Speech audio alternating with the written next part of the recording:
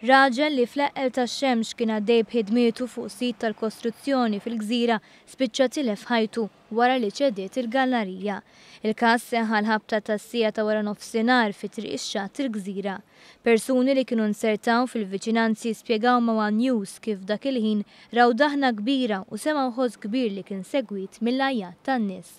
Min informazzjoni li ksibna minn fuq il-post tal-inċident jirriżulta li wara li ċediet il-gallerija il-ħaddiem ħabat mal-windscreen tal-van li kien ipparkjat quddiem is-sit tal-kostruzzjoni u baqa' nieżel fuq kantun li kien mal-art. Ir-raġel li għandu 56 sena u hu minn Birkirkara tilef ħajtu fuq il-post. Iktar tard kienu l-qraba tiegħu li identifikawh wara li ntalbu jmorru fuq il-post. Dak il-ħin il-ħaddiema tal-Protezzjoni Ċivili, il-Pulizija u t-tim mediku kienu ilhom ftit tal-ħin mhux ħażin jikkoordinaw operazzjoni li fiha żewġ persuni oħra ttieħdu l-isptar.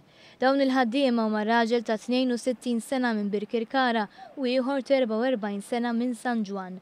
Huma nataw għajnuna immedjata minn nies li kienu preżenti fl-akwati, fosthom minn persuna li użat krejn li kien fil-viċinanzi, għajnuna li kienet kruċjali biex dawn tneħħew minn taħt il-knaten.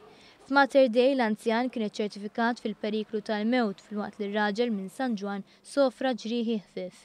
Il-ħaddiema u l-klijenti li kienu jinsabu f'ħanut li jinsab taħt is-sit ta' kostruzzjoni u ħwienet oħra fil-qrib kienu evakwati bħala miżura ta' sigurtà. Bil-każ kienet informata l-Maġistrat tal-Assa li sejħet inkjesta u ħatret diversi esperti sabiex jassistuha.